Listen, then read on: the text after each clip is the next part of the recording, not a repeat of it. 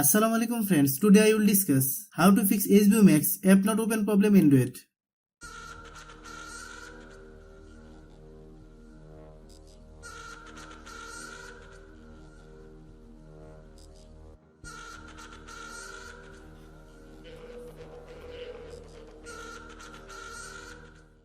Click settings,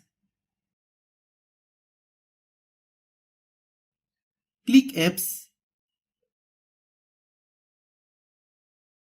click app management, click HBO Max, click storage use,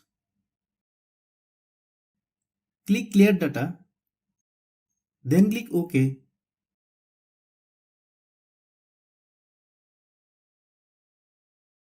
Click force stop.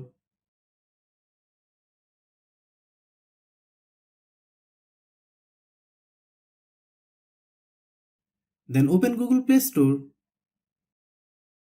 Then search HBO Max. Click HBO Max. If you get any update, please update. Open HBO Max.